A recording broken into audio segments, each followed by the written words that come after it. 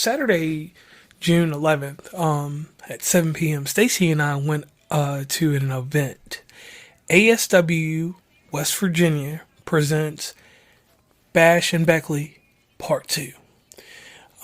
This event took place in the Beckley Convention Center on Armory Drive, and this was our first live wrestling event. This was our second event that we've done in consecutive weekends, and going into this, I did not have any concept on how to do it. I experienced my first ever bit of anxiety. I didn't go through and do all the interviews that I think I should have done. I only actually completed one interview with one wrestler because I got a little shell shocked because I didn't want to get any type of rejection during this. And you know, we're always open and honest on this podcast, so that's something that I'll definitely be working on in the near future. I think that was more so because they didn't have anything sectioned out for you. It was a more of, hey, we'll let you in, but that's all we're going to do for you.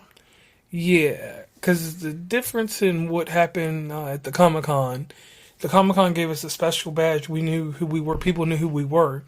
And at this event, no one knew who we were. So that's one factor there. But overall, I hope you all enjoyed this episode. It has been curated to some points where I moved certain things around because we recorded in different manners. Because for the first time, we actually ran this recorder the full time, and I didn't know that you can't buy Dollar Tree batteries and run the Zoom H6 recorder at all, correct? Correct.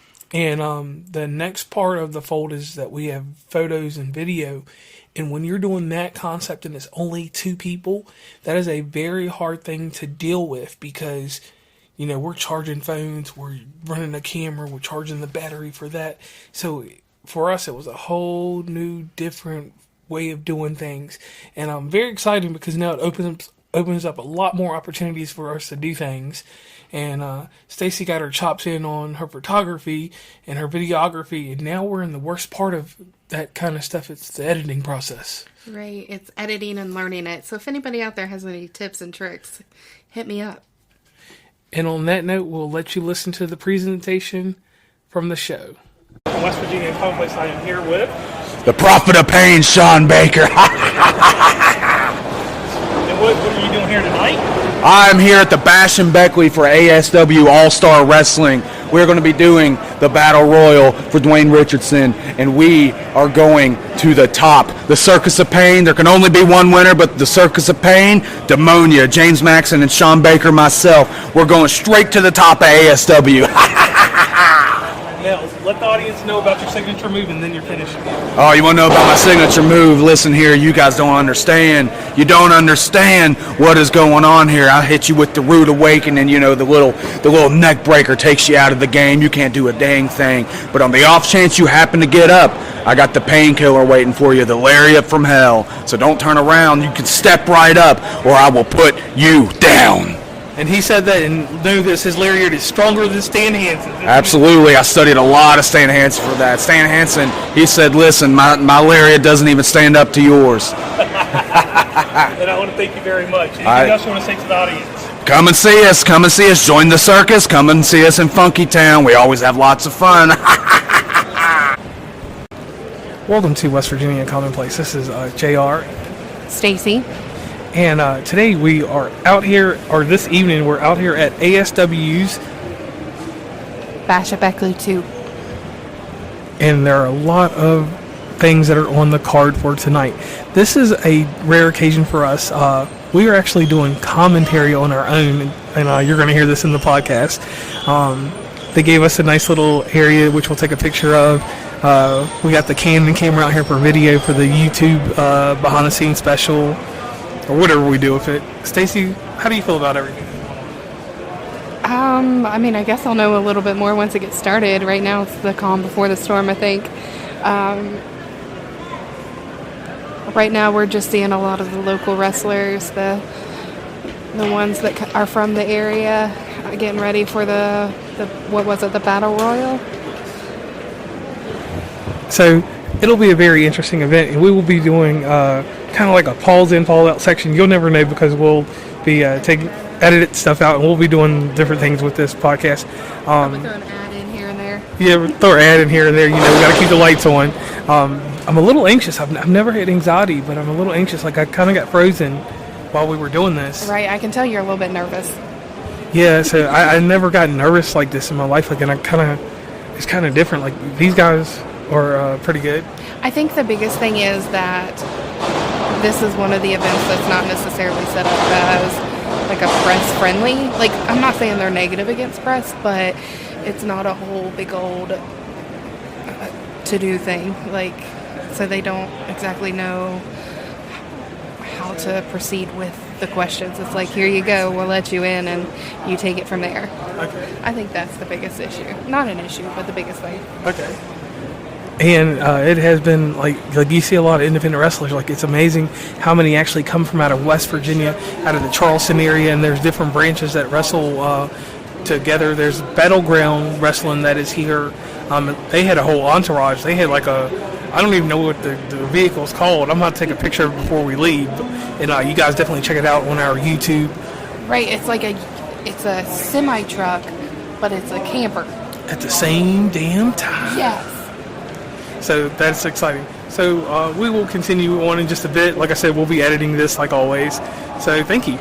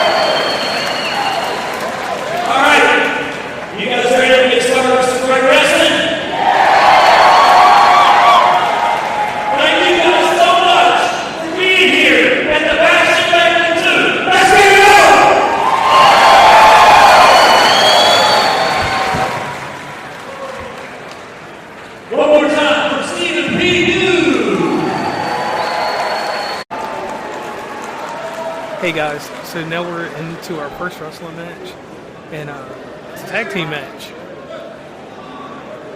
And it's been pretty explosive, the early part of the match. It's interesting to see the ASW Tag Team Champions taking on this team.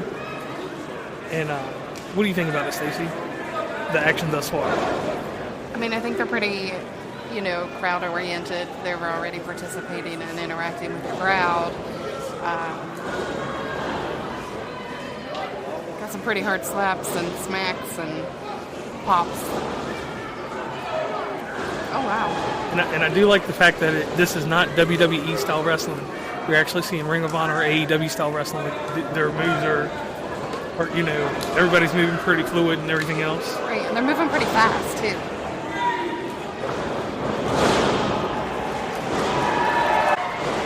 So this action thus far has been really entertaining. And we're still in the first match. A lot of hard hits and really good for indie wrestling. Like I do want to say this about this. Like this is better than the normal high school gymnasium wrestling. The whole setup and everything that they have here. They got short throw projectors showing the event for the people that are sitting up in the top seats. And as a person that is freshly new to wrestling, I mean, not freshly, 4 years, so watching on and off. I enjoy this already a lot more than the two main brand events. Yeah. And I've done the weekend shows for one. I did a pay-per-view for another and a live recording for that one. Yeah. You might not have as big of a crowd, but I'm sure you can hear them in the background, and it's just as entertaining, if not more. Yeah, and some moves that you, like I said once again, that you don't see in the WWE formula. It's very nice. Second match of the evening, we have a 20-man battle royal and woman battle royal in honor of a basketball player that passed away from Beckley. His name was Dwayne Richardson, and these guys are going. It's intense. I will say this is I love the battle royals. Inside this ring, it's amazing that all of them can just work out there. I feel bad for whoever gets slipped out because it really is tight spaces right now. Right, it is so tight, people can barely move in there. But you'll notice that you have both males and females, which I like. Because, nowadays you have everybody that wants to be treated equally. And I think this is a good opportunity to do that. Yeah, some intergender wrestling. You don't get that all the time. TNA's big on that, or Impact Wrestling. So we'll keep you posted on some more things that are going on in this match. Definitely make sure you pay attention to our YouTube page, West WV on Time and Place. We will have all this video up from running and voiceovers and all that fun jazz. And this is also available on pay-per-view. I'm sure you can go back and watch it. I do know that they have discs for sale up there. So, honestly, this is something you should probably watch and enjoy, especially coming from West Virginia. Yeah, definitely from West Virginia.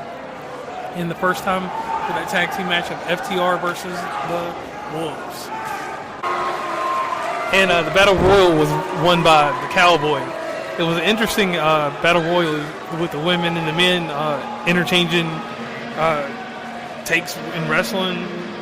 Like one lady lasted all the way till the end. She was fairly good, and then all of a sudden she got tossed out. This has been an amazing show thus far. Anything to say, Stacey? I think it was well put together. Yeah, no doubt in that. We have our women's champion match going on right now. These ladies are wrestling. They're doing chain wrestling right now. So it's your standard issued arm bar to headlock, and they're about to bounce off the ropes. And who do we have with us tonight wrestling? Jessie Bell and Colby Max. And I believe they said that Colby was from South Charleston. Oh, wow. Yes. Oh, so we got local talent in the building.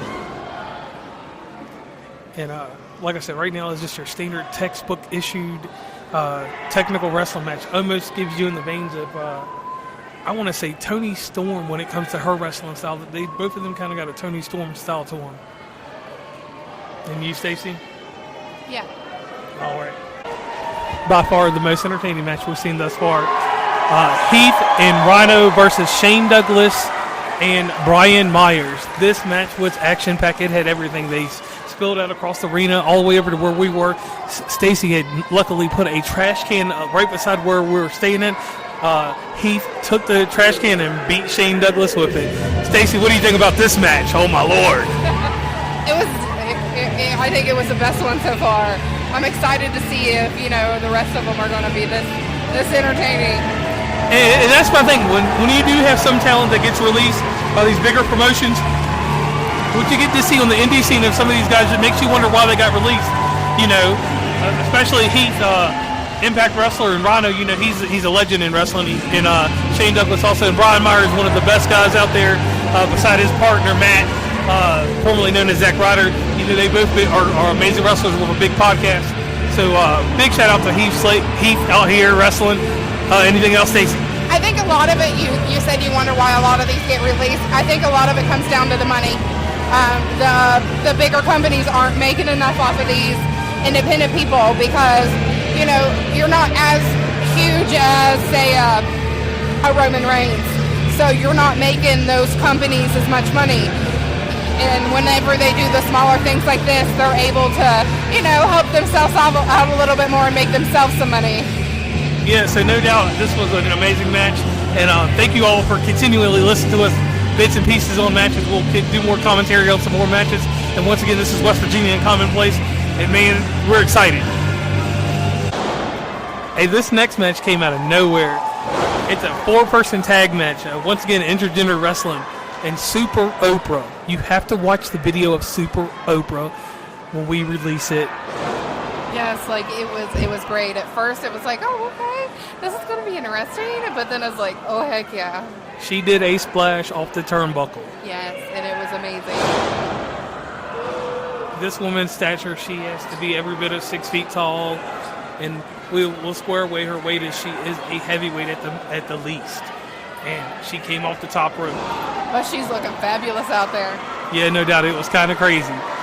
All right, guys, we'll be back with the conclusion of this match.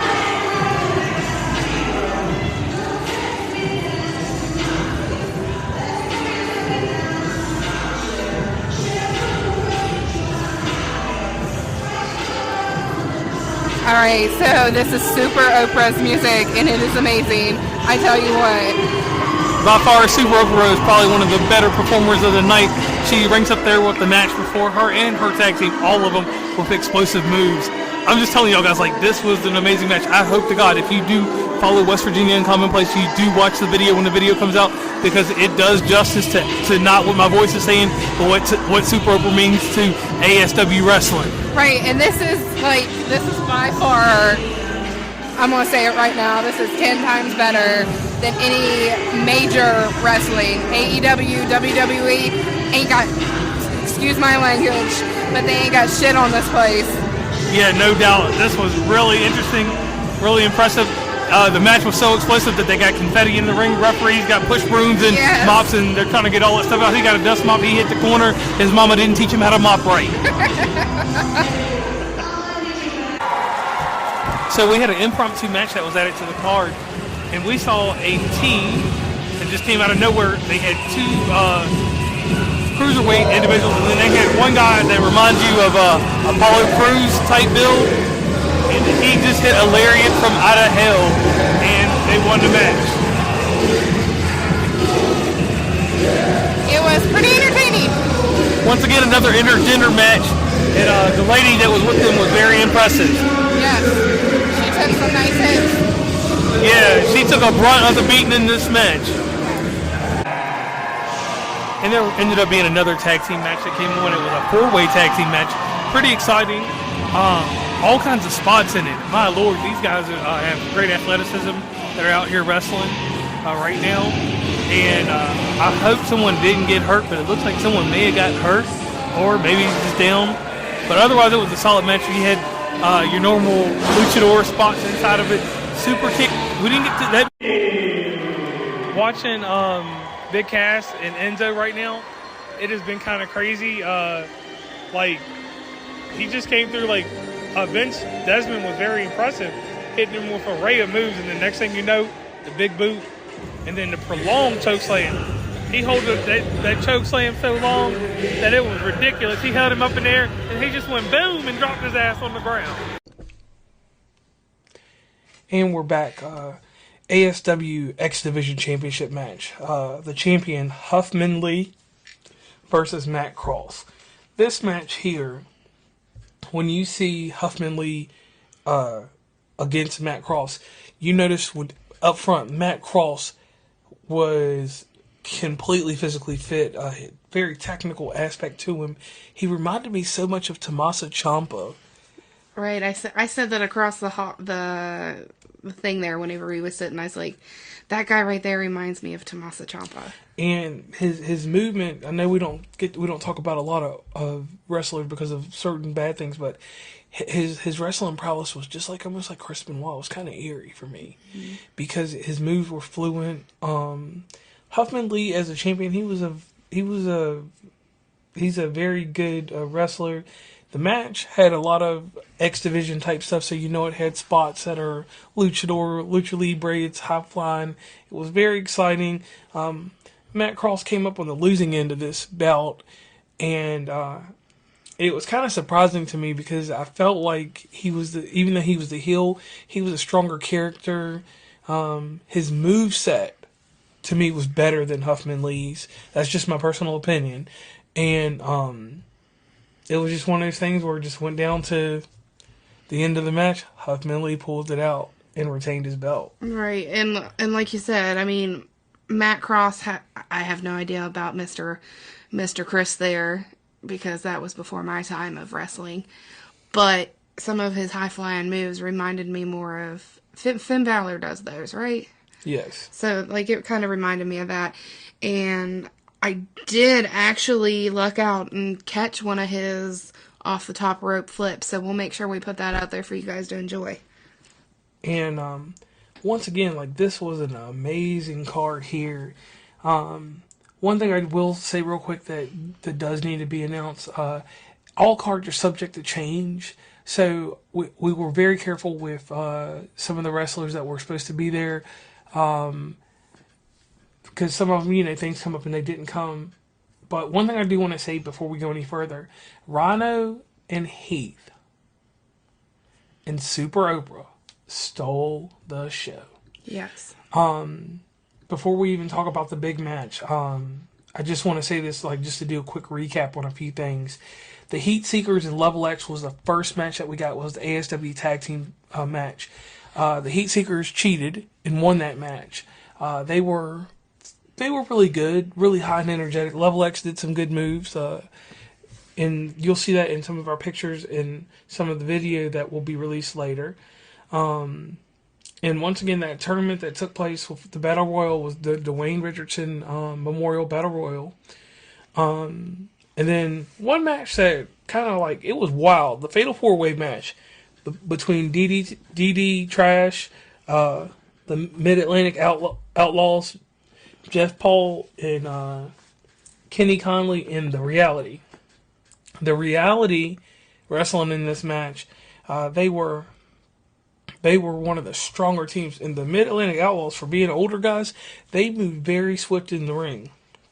That was one match that we didn't do a full recap on that, so I did want to talk about that. And then to clarify... And then in some of these, you'll notice that we aren't saying names in some parts of the interview. A lot of that has to do with we couldn't hear the announcers very well and remember the names as they were going. So we're going to make sure that we put pictures with the names and stuff like that up on social, so you guys know who we're talking about. And then the best match thus far, before we go talk about this powerful match with FTR and the Wolves, the 8-man tag team match with SOR and Jack Sharp versus Super Oprah, Aaron West, Casey King, and Kirk Blackman. That probably was one of the highlights. If you are on the independent scene and you get to go watch wrestling, or if you have not ordered this pay-per-view, take a chance. It's still up on ASW's website. Definitely try to get yourself out there and get this pay-per-view. and everyone in that match was spectacular. Right. From the heels, how they taunted. That match was what wrestling should be. Right. I can't say that there was a bad spot in it because everything was coordinated the way you should wrestle, down to the way that the punch draws back to someone getting hit. In all honesty, that was one of the matches that you didn't take your eyes off of it, because if you did, you missed something great. Right, and it was kind of to the point where it didn't matter if they missed a move or it didn't necessarily look the best. It was that entertaining that the crowd interaction and I guess the funness of it that you felt from watching it made up for anything. I mean, I'm not saying that they did make a mistake, because, I wouldn't know that from a can of paint. But, yeah. And once again, going forward, one other thing that I didn't do, the second match of the night was the ASW Ladies Championship. Jessie Bell versus Colby Max. Colby Max is a native of South Charleston. I think that's what they said. I think that's what they said. I think that's who they said was native. And Colby Max is the new ASW champion. Very classic match. Reminds you of Alundra Blade, or y'all know where it's Medusa. It was kind of a WCW women's wrestling match. It wasn't necessarily the WWE style or AEW style match. It was kind of a throwback to the older time when women were wrestling. So it was a good thing to have nostalgia. And once again, if you get a chance, watch that match also. Right, because you're going to be confused with that. Because if you stop watching at a certain point with that match, then the other lady won. You'll miss the part where the fun happened. And Brian Myers and Shane Douglas versus Heath and Rhyno. By far, personally to me, that was the match of the night. Right. It was outside action. The ref let them wrestle. You got to see ECW style wrestling. Like, if you've never seen ECW wrestling, you had 2 ECW originals. Mm-hmm. You have 2 TNA WWE wrestlers. All of these guys have been through the ranks. So these guys were trained in the way that Heath Slater and Shane Douglas put on the show. Brian Myers and Rhyno did their thing too. But Heath Slater and Shane Douglas tore the house down, and Shane Douglas being almost, however old he is, because he's fairly old, it was just great there. Right. And then one thing I will say about that one is it is nothing against the wrestlers, but just for a PSA for everybody out there and all the fans that might attend an event like this, just please stay back. Like, you can't be right up on top of the wrestlers trying to take photos and videos and stuff like that. You're taken away from everybody else's view and enjoyment in the show. And on to the Big Cass match. Stacey had to go to the bathroom during that one. I chose to go to the bathroom during that one. Versus Vince Desmond. Vince Desmond is a local, actually. He's I don't know his exact affiliation with ASW. I apologize on that, but I believe he's one of ASW's top guys. The way these two wrestled, Vince Desmond put on moves. He reminded me of like a Desmond Wolfe, Nigel McGuinness type wrestler. And Big Cass was in form. I'm going to honestly say this because they're calling him William Morrissey or whatever y'all want to call him now. With Enzo to me was 100% the best performer. Because Enzo came out there and did our West Virginia national anthem, as we call it. And I do have that on video, so you'll have to make sure you check out our YouTube for that. And it just streamed along. Everything went together so perfectly in their match. Cass obviously came out on top, but it showed the prowess that out of every guy that I follow on the independent scene, I believe, someone up north in another place will be giving him a call one more time to bring him back on, because his physique, I didn't see him. If they have any sense about him, yeah. Yeah, if they have any sense about him, the guys up north will bring him back. And if Enzo's situation is whatever it is, because we don't want to go into too much detail, if it's straight, bring him back too, because him as his mouthpiece, it works. That was the most entertaining point when it came to a manager and a wrestler. Right. So, hands down, that match was great. He hit him with the choke slam, hit him with the big boot. You know how things get down. SAWFT, soft. Now, on to the main event, the first time ever inside a wrestling ring. FTR versus the Wolves. I will start over here with the Wolves first because I am very knowledgeable on them. Right. And then I'll pass it along. Eddie Edwards, very accomplished wrestler. Davey Richards is accomplished too, both of them in their own right. They, to me, and this is just my own opinion, they've always been the guys that have been there. They have wrestled against the best. And they have always kind of, you know, there was a time that they could have joined NXT or WWE, and they chose not to. But they've always been the guys that have been right there at it, but it just seems like they never got the brass ball. And you don't have to go to WWE to be a success, because you can look at Kenny Omega and other people like that, but technically he did go through FCW. But you don't. They did a match against the Ascension on NXT if you do want to check it out under the name the American Pitbulls. Definitely check it out if you do want to see them in a WWE ring. But these guys are the pinnacle of, if you haven't wrestled this tag team, you're missing out. So you can compare them to who was the team that you said, the guys in AEW? The Young Bucks? Yeah. Yeah. So their fame in the independent era is similar to what somebody would compare to the Young Bucks. Right. Okay. Because basically, just in a short word before we get over to FTR, basically every wrestler that has been a world champion for WWE in the last 8 or 9, 10 years has wrestled them. Okay. From the Tyler Blacks, which is Seth Rollins, Right. to the Bryan Daniels, which is Bryan Daniel Danielson. Bryanson. Yeah. Or Daniel Bryan, whatever. Bryan Danielson or Daniel Bryan. Yeah, so we get that there. Now let's roll over to the greatest tag team in wrestling right now. These guys are the Ring of Honor champions. The last Ring of Honor pay-per-view, they won the titles from the Briscoes. Briscoes, once again, are another one of these tag teams on the independent scene that's considered one of the greatest of all time. I hate that I go into that commentator voice. But anyway, FTR. Stacey has a knowing of FTR as the revival, Yes. NXT to WWE, Yes. and we watched them wrestle the best tag teams. They were right neck and neck with, and I don't want to name drop too many, I'm just going to name drop one team, the New Day. These two guys are a step above and beyond what's going on in wrestling. They are 1980s wrestling all day long with a mix of some good stuff. Yeah. No, I see. That's. I enjoyed this match here during this presentation. I feel like you know who kind of pushed them a little back on the back burner because they weren't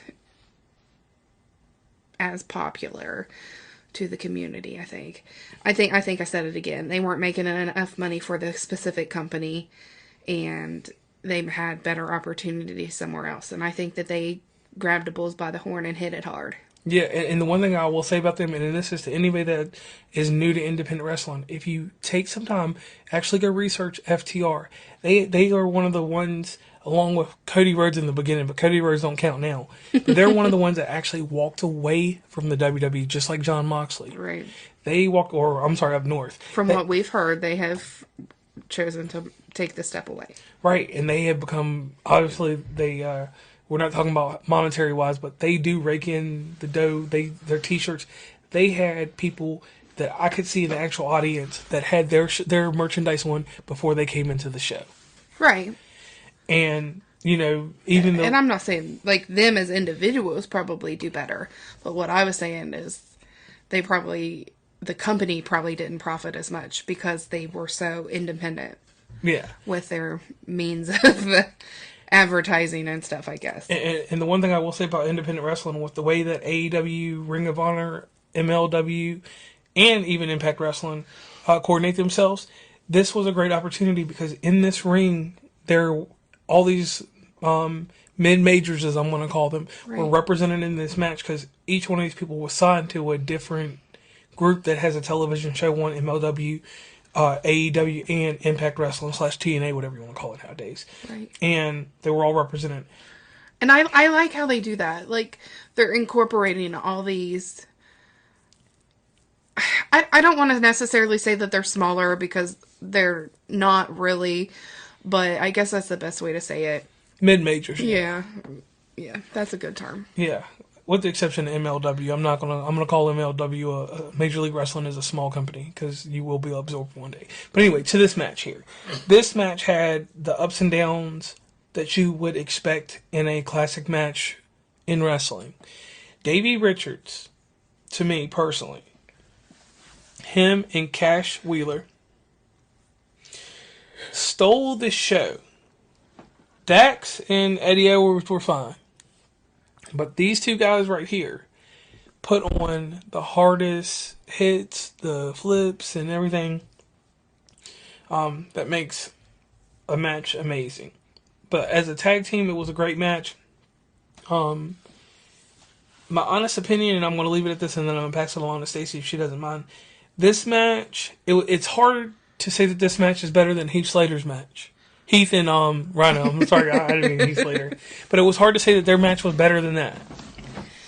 I agree. And I feel like that they made this match, the final match, because they are more famous, I guess is your best term for that. They're more well known. They have a higher fan base. And, you know, it was the first time these two groups were meeting ever. Like you said, I feel like they performed well. It was still nice to watch, and it was a great experience to be able to do this.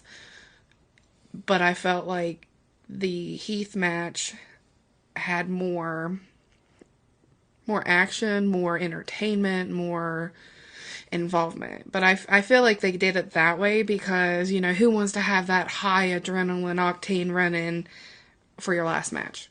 Right, and it kept us glued to our seats. Right. And one thing I will say is that FTR at the very end of that, the little face and heel interaction at the end where they were trying to shake their hands and then they beat them up, everything worked out. The shout out that they gave to their manager, lover boy Dennis Condry, who has trained and has worked with many tag teams in up and down the East Coast. Right, and that's one thing I will say about these two, the FTR. They are very, what's the word I'm saying? Verbal, I guess. Like yes.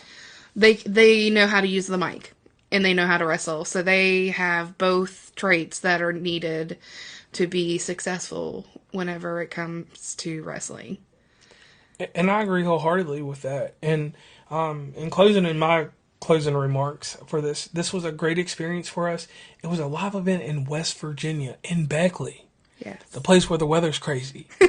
You know, normally not this late in the year, but sometimes in May they get snow. Right. But anyway, to stay on point with this very good show, if I had to do it all over again, I loved the way that everything took place.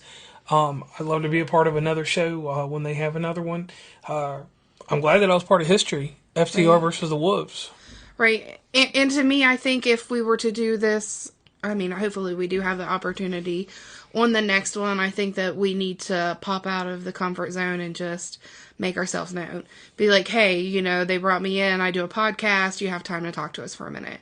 Or maybe we need to voice to them, hey, you know, people really didn't know who we were last time. Is there any way we can get like a staff badge so that we can, you know, prove that we're here with and on, you know. Yeah, just a press entry, like just, you know, and like I said, this was only the second time for this event, and it had a marquee match. So it was, you know, this match could make or break ASW, basically. Right, and they did a great job of putting it together, and I do highly recommend anybody going to it whenever it comes up again next year. Now, they are doing a whole bunch of free matches coming up. I know there's at least 2 of them coming. I would definitely check out their Facebook page to see what's going on with that. I know, where were they located at? The first one is in Madison, West Virginia. Yes, Madison, West Virginia. I think that's the first one that is going to be next. But definitely check them out on their Facebook page.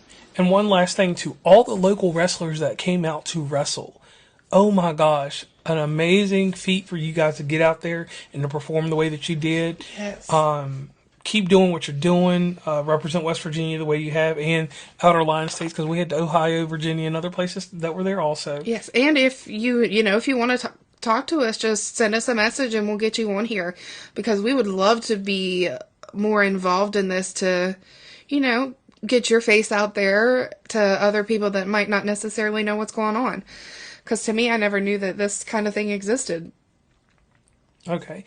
And on that note, head over to wvuncommonplace.com.